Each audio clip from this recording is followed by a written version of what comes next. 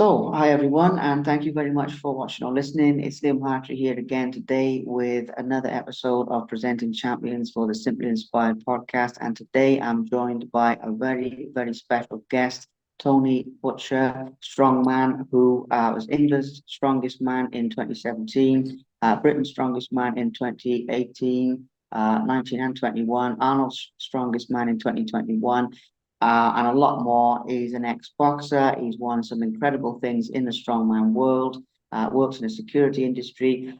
But as well as all of these things, as always with my talks, Tony has overcome some incredible things in his life to get to where he is today in terms of what he's achieved and in terms of the man that he has become these days. So we're going to be touching on that and going a little bit deeper than just sport. As always, we're going to be talking about the mindset it takes to reach such a high level in one of the toughest sports in the world, strongman, and to do so well in boxing as well, one of the other toughest sports in the world.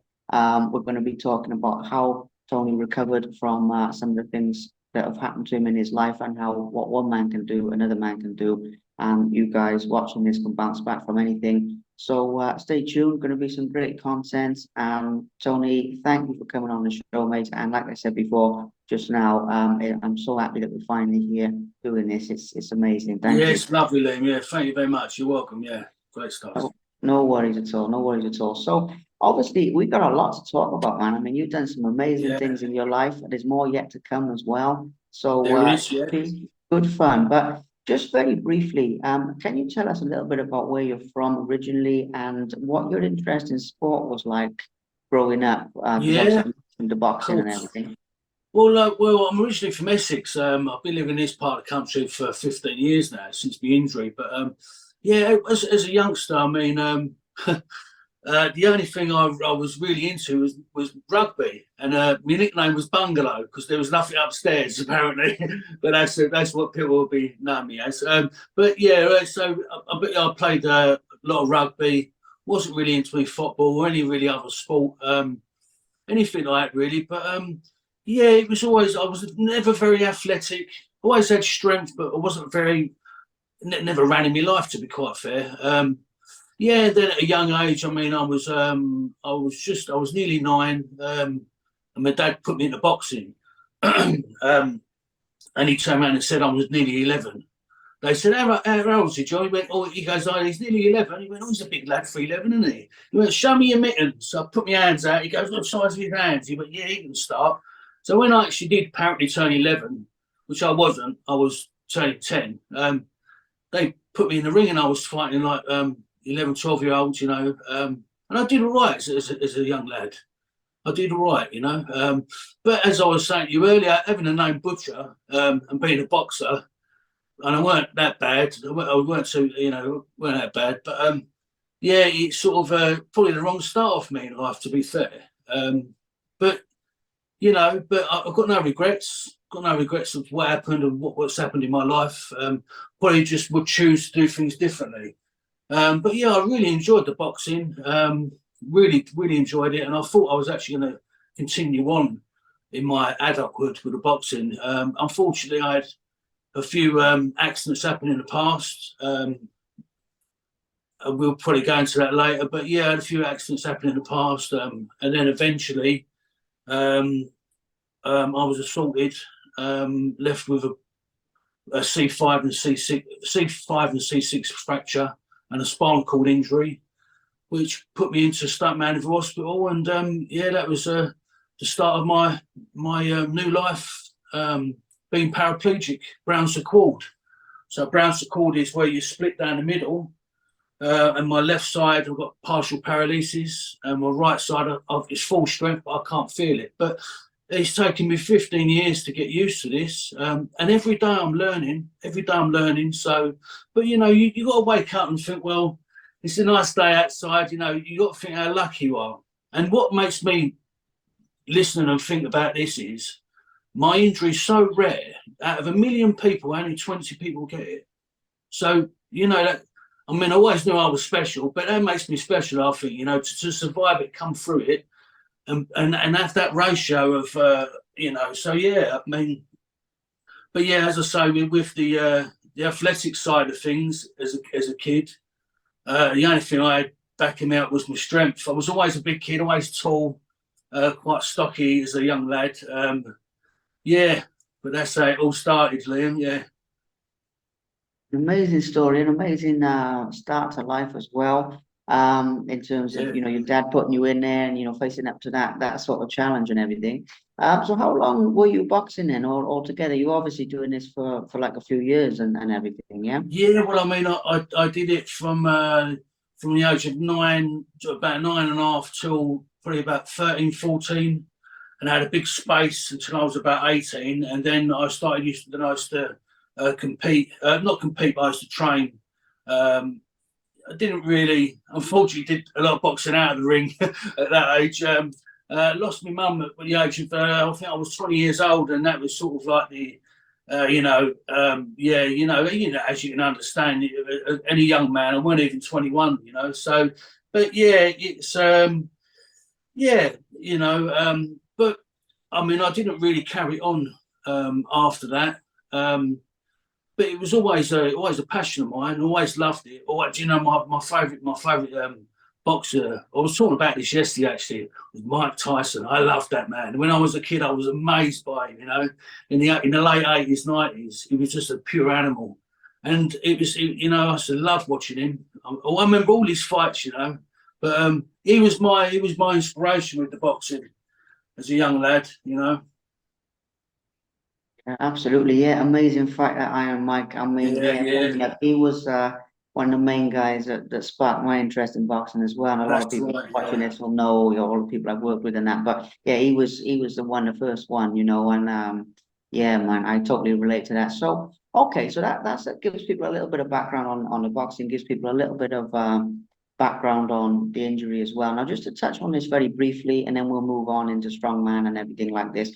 As I've said to you before, mate, I don't dwell on any negativity, nothing like that. It's all about no, like no, of how course. people come back from things. That's what I'm all about, That's right. Yeah. this, that, and so we'll talk a little bit more about the recovery and actually the strength it takes to pull yourself back from something like that. Before we do, though, I know it's difficult for you to talk about. I respect that 100%. So this was actually a stabbing incident that happened when you were doing security work. Am I correct in saying that, mate? Just to give people the idea, and then we'll move on. Well, it was. I'd actually finished work, and it was on the way home. So it was. Yeah, just briefly touch. Yeah, it was sort of. Didn't know he was there, and he jumped out the woods behind me. There was, yeah, and it was. And the next thing you know, I didn't really even know he was there, and he'd stabbed me with a screwdriver. And it's funny at this time of year when I see the leaves fall, it's very nostalgic for me, which is part of the PTSD, the complex PTSD. But even when I see the leaves fall, it's a reminder. But you know what? I spent 5 years hating this man or this boy. Spent 5 years all this anger and all this hate. And do you know what? I was always ill.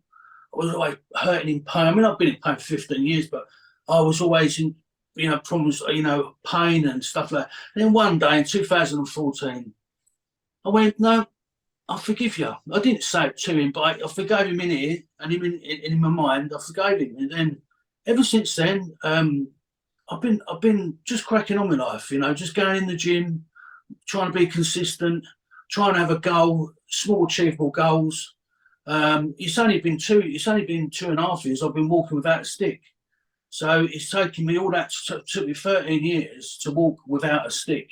So now, I mean, I don't exactly hop, skip, and jump down the road, but I do all right. I mean, the only problem is on a night out, which I very rarely do, people think I had a bit too many to drink. But I haven't. I haven't even started. I don't. I do drink, but I don't. If you know what I mean. Unfortunately, that's where the depression comes in, which I'm sure a lot of the viewers watching this maybe. A lot of people drink for the wrong reasons. For years, I was self-medicating through with depression with alcohol, and we all know where we all know that alcohol is a depressant.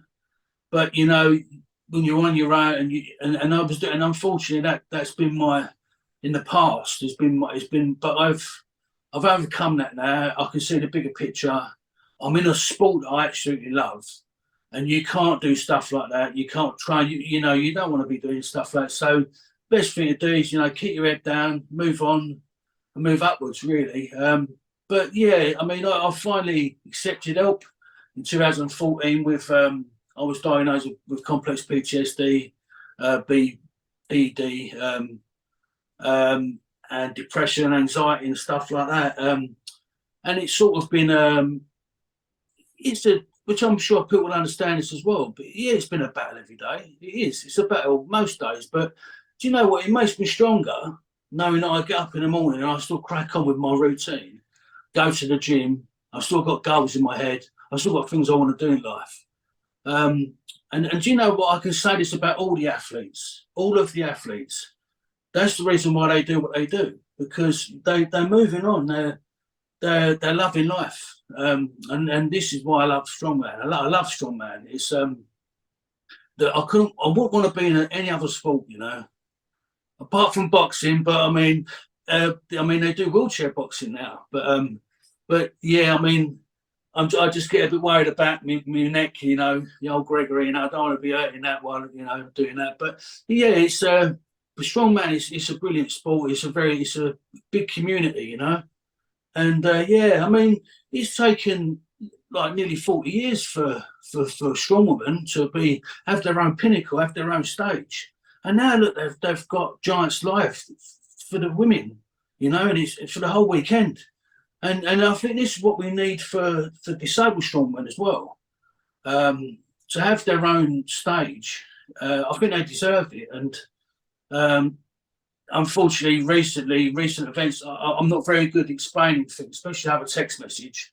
And so, yeah, so I mean, I could have been a bit more eloquent in my wording, but unfortunately, I didn't coat it with fairy dust or glitter. I said it in layman's terms, which is because I'm from Essex. Said it in typical layman's terms, which you know. But I've got a big heart, and you know, I think I'm a nice bloke. Probably from the outside, people probably don't think, but you get to know me. I'm sure I've got a few friends from school, even. If they see this, they'll probably comment and go, "Yeah, you know, I've always worn my heart on my sleeve. I always help anyone out." But yeah, I mean well. Just sometimes I don't think before I say things, but I'm sure people will understand that as well. But yeah. They will. They'll understand it, mate. I mean, you know, you've got a heart of gold, and the thing you've got to look at, mate, is like you said earlier before we were recording, you said you wear your heart on your sleeve and stuff, and it's the best way to be. You know, just honest, open, straightforward. People know what they're dealing with.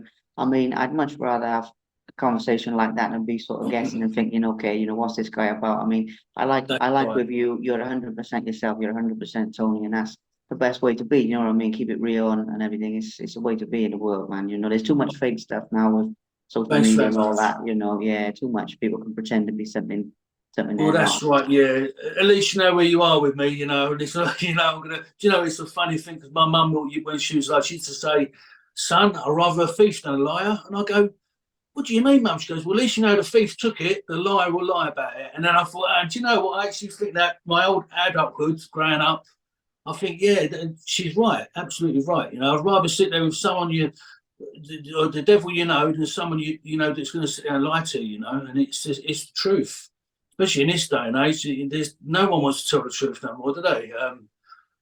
That's how it is, though, isn't it? It's you don't know where you stand, you don't know who you're sitting in front of. They put this perception, or like I like to say in the Bible, it says even wearing a veil, a man in a veil, which basically means, you know, like evil around us. You know what I mean? It's you know, so yeah, people wear a veil nowadays, which is not their real truth; it's their perception of their truth. If that makes sense. Yeah, I'm makes not, total.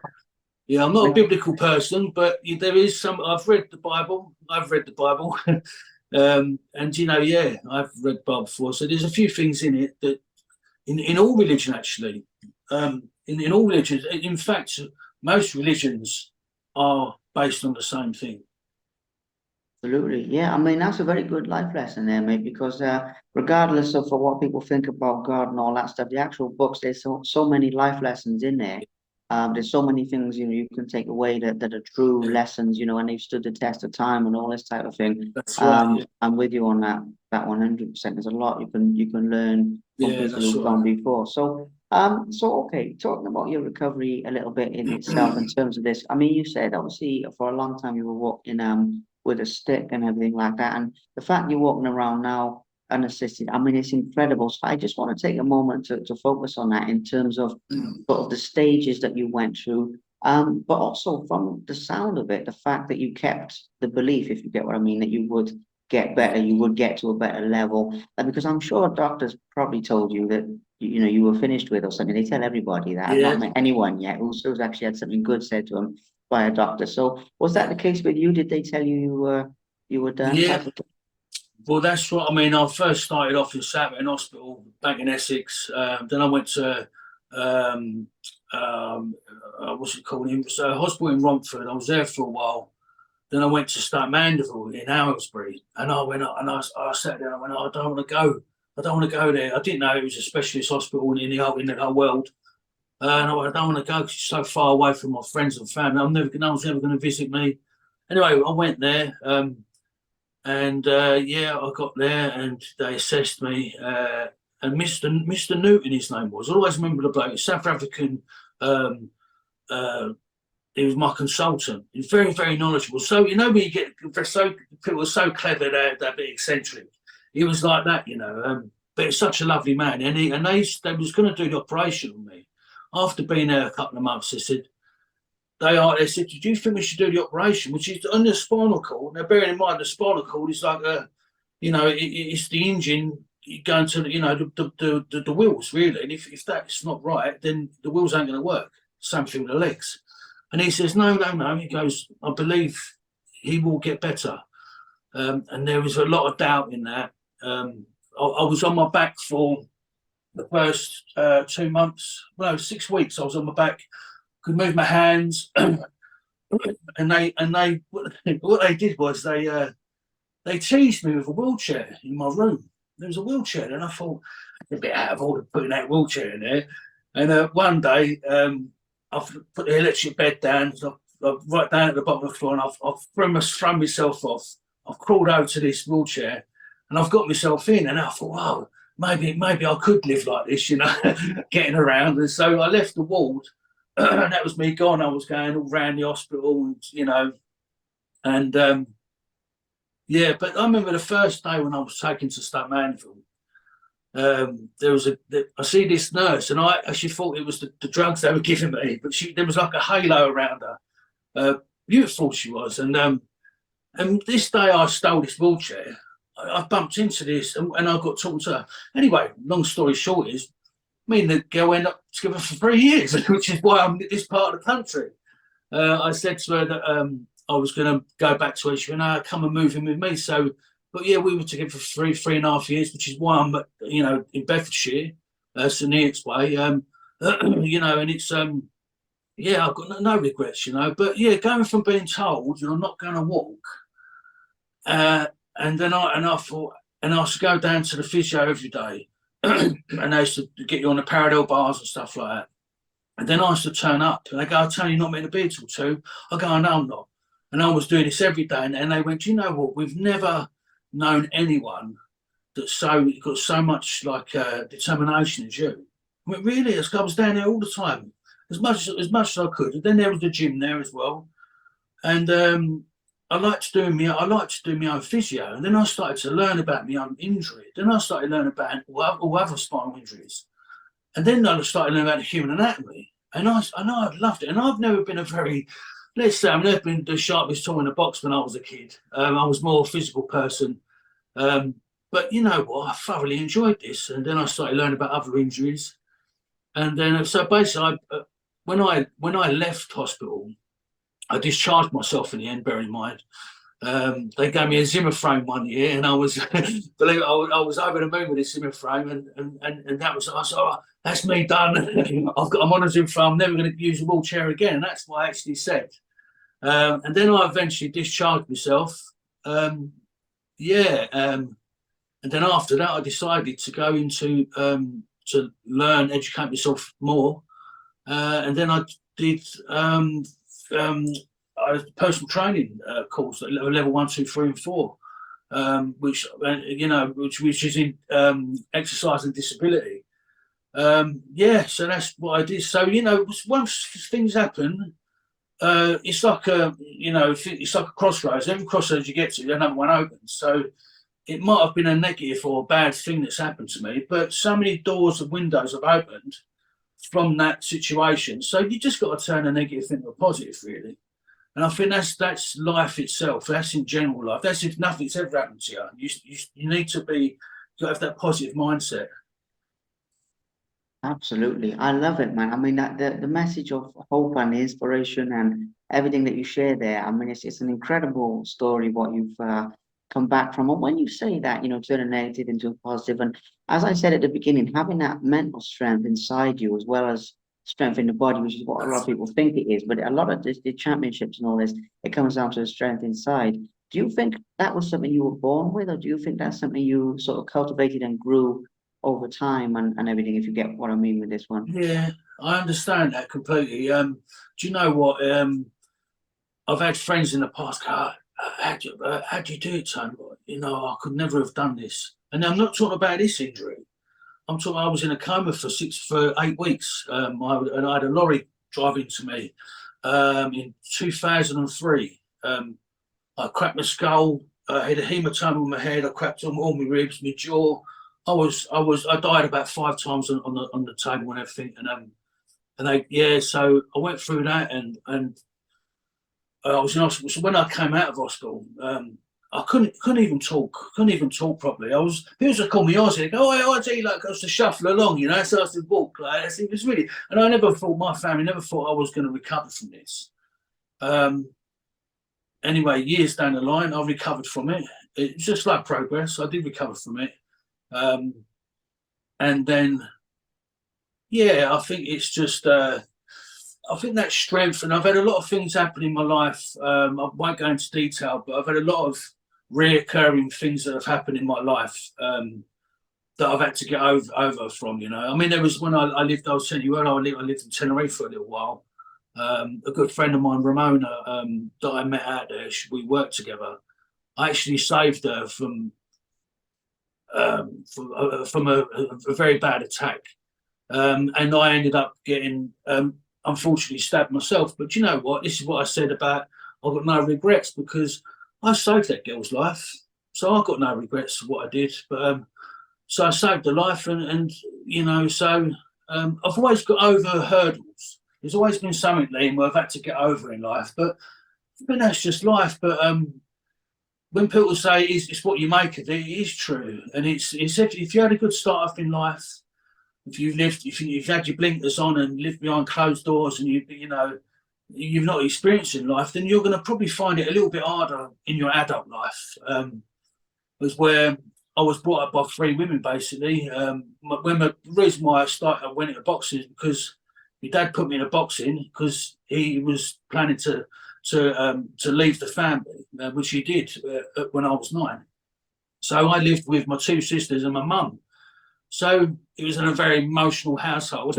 but I've always been there for my sisters, always been surrounded by women, and I wouldn't change it for the world. I wouldn't change it for the world. And I believe it was them that gave me my strength, to see what women go through. It was them that gave me my strength.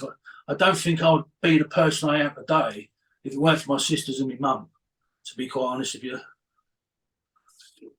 Yeah, 100%. I mean, I agree with you on that one, mate. And controversial though it may be, I think that women have that sort of emotional and that sort of inner strength a lot of times, and it's underappreciated, and sometimes they have it more than what us men have, and things That's like that.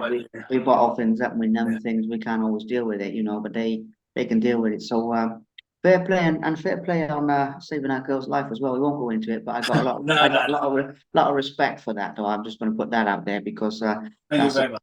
a very brave thing to be doing.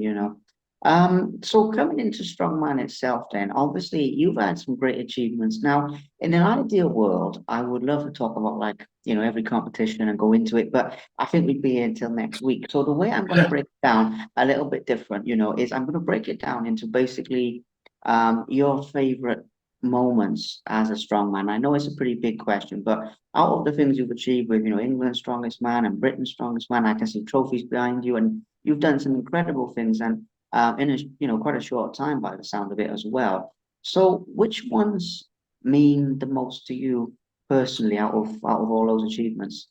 Well, do you know what I mean? The Britons and Arnold's. I mean, probably especially the Arnold's. I mean, I won Britain's 3 times. That was a big thing for me. But it was winning the Arnold's. Yeah, that was amazing. My Arnold's trophy right there. I don't know if you can see it just there. Yeah. And it's really, and I was so proud to win that. Really was. But you know what? Some of the most memorable have been the ones where I came second, for instance. So I was in Iceland's Strongest Viking in 2017. Magnus and Armar Johnson organised the competition. And I remember doing the Hercules hold, like this, doing the Hercules hold, and it was heavyweight, I haven't got very good grip. I told you about the partial paralysis in my hand, so my grip's not very great. And you can't use straps; it's got to be strapless. So I'm holding the Hercules holds, and I looked up, and there was Hatford Bjornsson, the Mountain. And at the time, he was doing the Game of Thrones, and he's cheering me on, and I thought, God, you can't get better than this. I'm thinking to myself. Anyway, I actually won that event with some big fellas, along with Greg Bramwell, who's from England. Everyone else was Icelandic or from Norway. So there was only 2 English lads in there. But yeah, so, and then I'll come off, he fist bumped me. So to me, that's a very memorable competition, although it comes second overall. But that was a very memorable competition. And I always remember it because we was competing in the ice and the snow. Oh, and I tell you, it was cold, Liam. It was really cold. The ice and snow, yeah. So, but we've come a long way from, that's what I was saying earlier, we've strongman in general, not just disabled strongman in general, we've come a long way from car parks and fields and stuff like that. I mean, we was in a nice little village in Iceland doing that, but it was still cold, still outside and stuff. But the strongman in itself has come a long way from car parks nowadays. It's big venues, big events. Yeah, and the crowd, you know what, I think the British crowd, the English crowd, the Americans love coming over here because the crowd are they love it. We absolutely love it, which we do. We was brought up on strongman. I mean, I was as a child, and you was as well, Liam. Remember back in the 80s watching Magnus from Magnuson, watching him on TV, used to cheer for him and stuff. And then years later, he's a friend of mine and a referee of mine. So,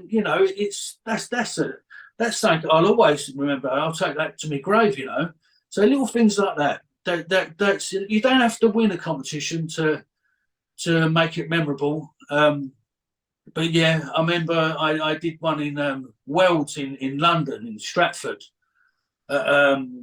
Yeah, is it the Emirates Stadium? We was there in 2017. Yeah, that's right. Yeah, and we was there, and a week beforehand, me and Mark Smith, who used to do strongman himself, we was competing. We was training together, and we're doing Atlas stones, and he's supposed to be holding the barrel, and I've got the Atlas stone, and he's like talking to my girlfriend over there, and I've gone, hold the barrel, like I've gone like this, put it over, and I've dropped it on my leg. Anyway, straight away, as you can imagine, the agony of like an 100 kilo stone, and I've had a look, and literally I knew straight away, but my leg had turned black, and I went, I've got a blood clot within an hour, and I went, and then in a week's time I'm competing at Wells, so. It's good enough, anyway. So, and I couldn't walk. Lucky enough, I drive my hand. I don't drive on my feet, because the injury. So I've gone home and I've had to go to the hospital. Went to the hospital and I've said to them what it is. So how do you know it's a blood? I said, trust me, I know it's a blood clot. Anyway, after 5 hours, he said, "Oh, Mr. Butcher, you've got a blood clot." I said, "Thanks very much." So I didn't tell the organisers of Wells that I had a blood clot in my leg, because I would have been revoked from competing. So so I competed, and I think I came 11th. And then everyone said, well, how comes you're walking you're even worse today? What's the matter? And then so I told them. They went, oh, if you would have told us that before, you wouldn't have been competing. So I'm glad I never told them about that. But yeah, so like one of the things like that, although I come 11th, things like that I remember. And there was another Worlds I did as well. That was in 2000. No, another Britons we did. Gary Clark organises Britons in 2017, when I was doing the seated deadlift, but everyone used to say about the length of my arms. They used to call me orangutan arms. I've got long arms.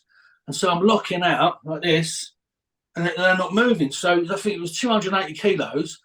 And Magnus says, you need to lift it. You need to lift it. So I'm shrugging it like this. and everyone went, they couldn't believe I did about 20 odd reps of shrugging, like that. But yeah, things that I remember.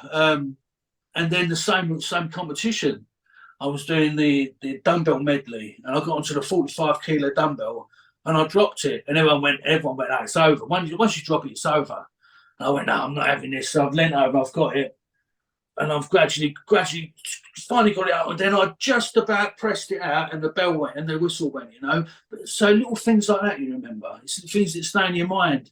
Ones that the competitions that was more of a struggle for you personally, for like myself, are the ones that are more memorable, or the ones, if you, before running up to that competition, you were struggling, maybe like myself, with mental health problem, with whatever, PTSD, they're the ones that are memorable because I come out the other side of that, It's like when I did, I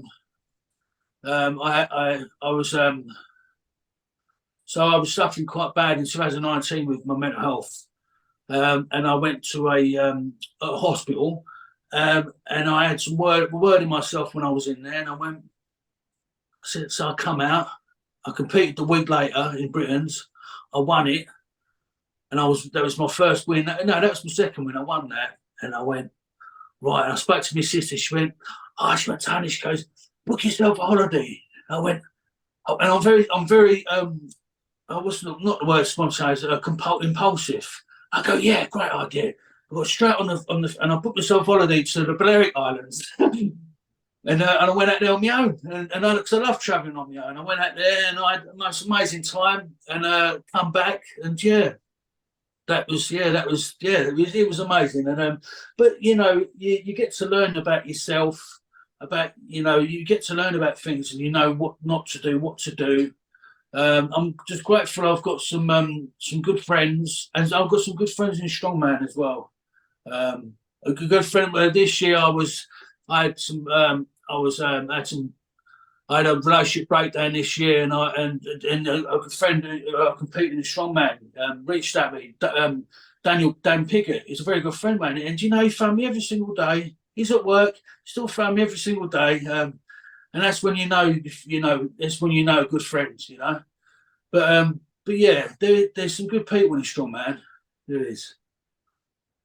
Absolutely. I mean, it's an amazing community. I mean, it's one of the things I've seen from being around it is the way people support each other, the respect they have for each other, and just the way people help each other out. Like you say, I mean, people post up, or the word gets out, they're having a tough time or something, and people from the community just come out the woodwork to help people, and it's a beautiful beautiful thing. You don't get that in every sport, but it's something very special about strongman. So, but yeah, I mean, the whole story is incredible. So let's have a look at just a couple of other. Can you show us a couple of other trophies, and then we'll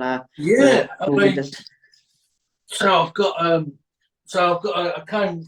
That was Arnold. So can you see that one? Yeah. Unfortunately, that was the third place. That was last year. I've got Britain's up here. That was the first place back in 2018, I think. I've got I think that's, I'm not sure what that is. I think that's either Iceland or no, that was Britain's. That was in that was either one of the years, 19 or 20 or 21. I've got another one up there. The black one that was the Britain's. And that was Iceland there. Oh, and I got England's there, which I was the third place. That was my first. The gold one there was my first ever trophy in strongman.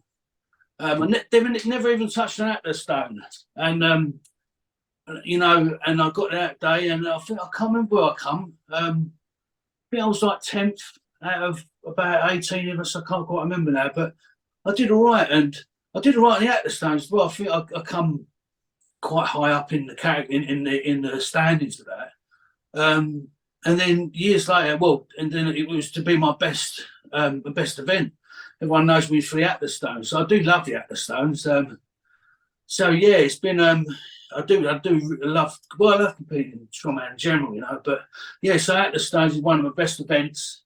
But yeah, I've got a few up there. Do you know I've got I think I've got a plate up there from doing the Wells. So I got a polish. Yeah, that was doing the Wells in Norway, I think. I got a polystyrene. You must remember lockdown. So we did a lockdown. We did a Wells in lockdown in Bristol, and because obviously there was no funding, um, and so we had a polystyrene trophy. But you know, we all everyone chipped together. Everyone chipped together with like prizes. All the athletes, you know, prizes. Then someone got made the things, you know. So that's what I mean. Everyone chipped together. Everyone tried to make it happen, and you know, and they made it happen, you know. And we did, and I think I come second there, second or second. Well, it says first, but I'm sure it weren't first. I'm sure it was second because I remember Pete Linnett won that. So no, I did come second, yeah. But yeah, that was it. That's the ones that you remember, and I mean, I come second. The trophy's a polystyrene, but it's one you're going to remember, you know. And it was one of the athletes that organised it, you know. Michael Bishop organised it, so you know, and so the referees were Magnus Magnusson and Armar Johnson, live streaming from Iceland, refereeing, and I believe we had I can't remember, we had another referee there at the time as well. But yeah, so it's ones that you remember. It's the struggle before and the struggle after. But something I will say that any athlete, I say athlete, any person that don't do a sport, that does a sport not as a hobby, but it's your life choice or it's your career. That means you're an athlete. If you like to play tennis like every weekend, that you're not an athlete, you just like playing tennis, you know. So, but when there's a big competition coming up, you're training hard, you're you know, losing out on family, losing out on seeing your kids, losing out on a lifestyle, you know, missing everything. You're missing the important things in life. Just so you can train, just so you compete and be the better person of yourself. You're losing out on all that. After, when there's that void, well, you could win, you could even win. So you could win, you've won everything, you know, you're the champion, yeah, you know, and then there's that void, there's that nothing. And then normally with me, I have to have a week off after I've competed because I'm in so much pain. I mean, I'm in pain while I'm competing, but after I'm even worse. So I have to take about a good week, 10 days off. And believe me, and then that week to 10 days is probably the worst week or 10 days of your life. So you've got the pinnacle, the big highlight. We all know where there's a spike, there's a bigger crash. And so you've got this big, you know, you're buzzing of what's going on, you're competing, you're loving all that hard sweat, the blood, sweat, and tears you've gone through, and now you've got nothing. And I know any athlete, it don't matter what you do, any athlete in the world will understand that. And that's the thing. That's another thing you've got to deal with. But there's ways of dealing with that. It's either keep busy, back to the gym, you know, start putting a plan, a preparation in place for next time. That is the biggest thing. You always have to have a plan of your next competition, you know, your next competition. But you need to have time for family time. You got to have family time because you know, that's very important. It's very important, you know. Yeah, oh, absolutely. Yeah, family's got to come in there. But I like the brutally honest sort of view of it. You know what I mean? Because it is something that happens, and I mean that in a good way as a Yeah, compliment, because it, especially for people who are starting out with something like this as well, they need to know that it's not all like, you know, the glamour of winning and all this type of yeah, thing. I mean, I know what it's like from a different way. You see people like backstage, or you see people soon after competition, and you know, it's a whole different thing. So I'm actually yeah, glad you mentioned that, 'cause you got the high and you got the low. yeah, So, of course, you yeah, know, yeah. And obviously, something I think is valuable to touch on here, mate, as well, with the mental health side of things, to be honest. Obviously, you're doing all this not just physically against the odds, if you like, but mentally against the odds as well, because obviously you're doing all this with the PTSD and with the depression and things. And with this, I don't know how easy it is to talk about, so I'm not gonna put any pressure on you for that. But I just would like to mention some ways that you cope with that, just so that it can help people listening to this who might be going through a similar yeah, thing, or they might know someone who's going through a similar thing. Because it's very isolating, isn't it, with mental health? yeah. People think they're the only one, and they're not the only one. They're That's not the right. first to go through it. They're not going to be the last to go through it. So just to Yeah. touch on that, I imagine that the training helps you a lot in itself, though, as Do you well. know, that's right. I mean, the training. If I didn't have the gym in my life, I wouldn't like to speculate where I'd be. But training, it's the most. I mean, I was talking about to you earlier before we come on. I've had a year and a half out since losing my dad last year, and I've only recently gone back. But you know what? That first day I went back, I felt amazing. Absolutely felt amazing. You know, because you're inducing your serotonin, endorphins. You know, you're being physical. You know, you just, it's. I love being in the gym. I love being active.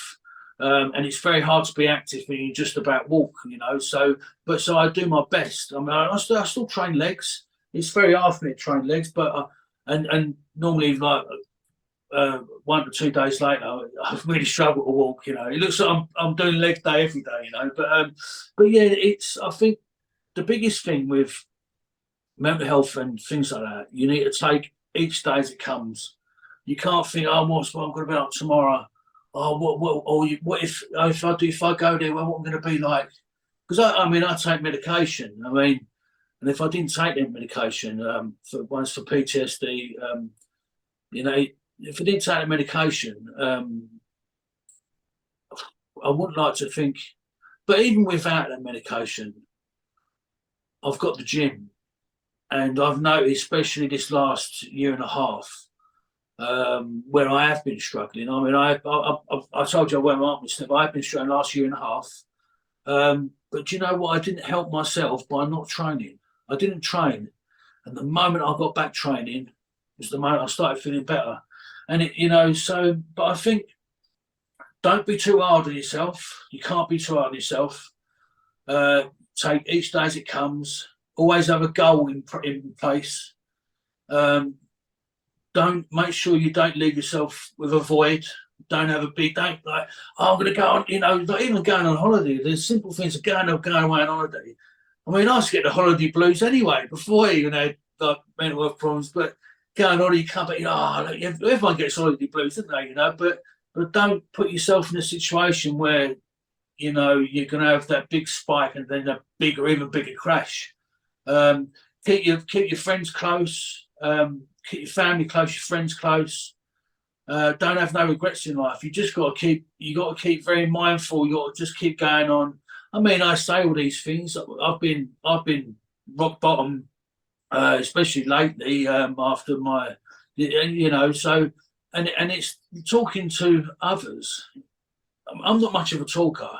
Do you know what? I talk to myself more than I talk to anyone else. And that's probably the biggest, that probably does help, because when you're talking to yourself, that's when you find answers, you know? You find answers if you talk to yourself. And I suppose this is why people have a religion. This is why people read the Bible, because there's answers in the Bible, or the Quran, or whatever religion you want, like, you know. So, and it's the same with talking to yourself. You know, when people talk to themselves, maybe they're talking to God, you don't know. Because people talk out loud. We've been doing this for centuries, you know, and you know that's what I believe. But I mean, you know, that could be mental health talking, can it? But things like yeah, you need to, you just got to stay focused, stay strong, you know. And do you know what? Another thing, diet. diet. If you're eating bad food, you know, healthy. What they say, healthy body, healthy mind, or what you eat, you are what you eat. Well, that's true. I when I was 21 stone a few years back. Do you know, I was having tons of ice cream every night. I thought, I'm a strong man. I was sitting a pizza on at like 12 o'clock at night before I went to bed. I was having a real bad diet, fry ups and stuff like that, because I'm just thinking about calories, get calories in me. Weren't worried about the high cholesterol. Well, now I'm suffering with, I've got really bad high cholesterol. Lockdown actually did me a favour, to be quite fair, because I lost loads of weight. But you know what? It didn't do me any good up here, because I was 21 stone. I lost all that weight, went down to about 17.5 stone just in 2020. It's a lot of weight to drop. There was no gyms open, you know, and I just, but physically, like my knees, physically, probably my cholesterol dropped quite a bit, but mentally it wasn't great, because it took me all the years to get to that size, just to lose within 8-9 months, a year. You know, it was just. But yeah, I think you know, you just got to keep soldiering on. I think it's easy to say. I know it's easy to say, especially when you're not in that mindset. It's easy to say that. And then people say, "Oh, things get better." Yeah, that may be the case. Things do eventually get better. But you know what? I hope there is people out there listening to this and thinking, "Oh, I thought I was on my own," because you're not on your own. They're not on their own. People do experience, you know, this throughout their life, and I'm glad now there's not that stigma, especially around men's mental health. We've never been people to talk about this stuff, really, have we? We're probably the worst people to talk about it. But I mean, as I said before, when we aren't sleep, and I do talk about it, and hopefully by me talking about stuff like this, it's going to help someone in the long run, you know. It will. It absolutely will, Tony. Like I said, it breaks down the barriers and everything it does, mate. It breaks down, Yeah, um, the things that people think they're the only one going through it, and they're not. It's a powerful thing to share. And to be honest with you, mate, it's a very, very brave thing to share. Now, with this, we've talked about some good things, so I'm going to talk to you about the future a little bit, and then shortly after that, we'll wrap things up, because it's a good length for people to take everything on board yeah, and all okay, that yeah. side of things. But in terms of your future plans, I mean, I know you've been through a rough patch, and and by the way, sorry for your loss with your father as well, because that's never going to be, I mean, it's that's rough for anybody, and the fact you're coming through it and everything is an admirable thing. But I got to say, coming back from that dark place that you've been in for a little while, what are your plans from here? I mean, it can be like things with strongman and titles you want to win or whatever, but it can be something smaller. I mean, I don't mind, but just to get a feel for what's lighting your fire from this point onwards, from like the rest of 2023 on into however far Yeah, you want yeah. to talk about, really. Well, do you know what? I'd like to focus on myself getting bigger again. Although it's probably not healthy for me to do that, but I just want to get back into. I want to find my passion again. The love for the sport and the love for training. But do you know what? Most of all, though, Liam, I want to leave a legacy for my son. Like in a few years' time, he might, Google me and go like when he's older, when he's 10. I mean, he's four. He's 4 in February next year. But maybe when he's 10 and he's a bit older, he can Google the old man and then like read up about what I've done and all the things I've achieved. Because I've achieved a hell of a lot in this life than I did beforehand. But yeah, so I want to do. I know March is the Arnold's. I mean, next year. I mean, and that's another thing. Ever since like the organisers, Becky and Martin Tyre, they organise England's and Arnold's, and I feel that ever since they've done that, it's disabled strongman has gone straight up. It's I mean, you used to say disabled strongman to people years ago, and they go, no, never heard of it. But as soon as it went to the Arnold's in 21, the exposure just highlighted, and it just got bigger and bigger. And I hope um, to be invited to the Arnold's. I would love that. England's, I'd love to do England's again. I just want to. I mean, I'm 44 now, and I suppose having a spinal injury, you get a lot older at times. I mean, I was walking with a walking stick at the age of 28, 29 years old. So, I feel like I've been an old man for all that for 15 years. But you do come to a time where you think like, is my days over? Right? How long have I got doing this? It does take a toll on your body. It does take a toll, and I'm sure every every athlete can say this. But in strongman, I mean, you look at the stuff we're doing, especially disabled strongman, because I mean, we're hurting before we've even started. We've got disabilities, haven't we? So, but yeah, it's how long have I got? How long have I got to do it? And that's life itself. How long you got? You don't know. You don't know how long you got. So you just got to make the most of it while you can. Be with the loved ones. Maybe, I would like to.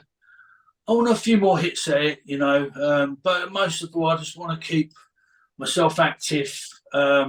More so for the mental side of things, but obviously I want to get bigger again, because when it does, I mean, I'm looking at myself now and I think, God, if I turn to the side, I'll disappear. I've got so much size, and that affects you. I've got body dysmorphia anyway, and so that's not great. So, but I'd like to get bigger, because if I did get bigger and I did get happier how I am, then I would feel a lot better. But just basically, just living the best life, really. I think that's what you got to do in life, really, is just live your best life.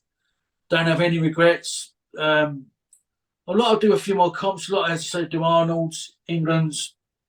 That'd be nice. Get a few more trophies on this rack. And I might have to build another one soon somewhere else. But yeah, but that'd be nice.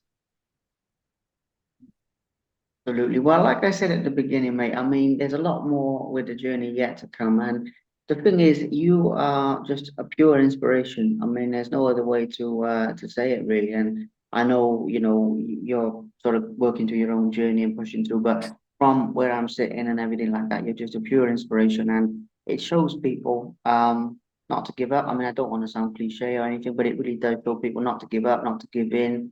The fact that something better is on the horizon, there is a light at the end of the tunnel, that they're not alone. I mean, there's so many things that you sort of represent, if you get what I mean, by doing what you're Yeah. doing and show people, and it's a very powerful position to be in. I mean, I knew this would be a good talk, to be honest with you, mate, but it's honestly, and hand on heart, it's exceeded my expectations for it. Do you know what I mean? In terms of like how real and just how powerful, like everything you've shared, like I said at the beginning, straight from the heart, straight out. And I loved it, and I really appreciate you being an open book, because I know obviously with some of the stuff you love talking about it, some of the stuff is hard to talk about it, obviously. But I appreciate you like putting it all out there, and telling people what you're all about, because I really feel that this will touch people's lives and everything, which is why I do this in the first place. So just a big thank you, mate, to be fair. My pleasure, Liam. It's been an absolute pleasure talking to you today, and it's nice to finally meet you. And it's nice to get my story out in my side of things, and maybe people can understand and relate a little bit more. And don't forget, everyone's not on their own. There's always someone going through the same thing or going through something worse. Either, I'm a lucky man sitting here talking to you today. Absolutely. Yeah, absolutely. And it's a real honor to talk to you as well, mate. 100%. Thank you again. I will release this very soon, and obviously I'll send it to you as well when it's out and everything, so you can share it and do everything you need to do. Okay. I'm If just waiting. Okay. Sorry to interrupt you, Liam. So, like, if anyone got any questions, like regarding the strongman or about anything we've spoke about today, Tony Butcher underscore official is my social media name. Okay, so it's Tony Butcher underscore official. If anyone wants to, I don't know if you want to put, if anyone wants to talk about anything, I'm always there to talk about anything. Um, as you, don't probably tell I talk about anything anyway. But yeah, anything, or they want questions answered, or they want to get into strongman, maybe, you know. So that's, there you go. Just putting it out there.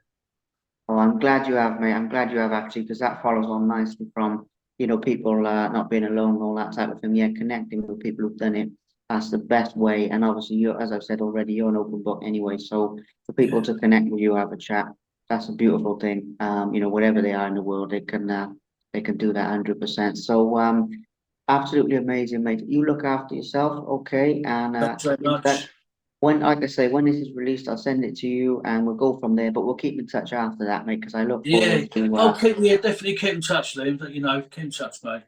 absolutely, mate. Yeah, I really enjoyed it. Really, really, Thanks very much for today. Yeah, I've very much enjoyed myself. Thank you.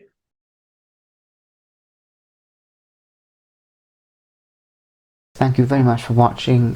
Please subscribe to the Simply Inspired YouTube channel, and there'll be more videos coming soon.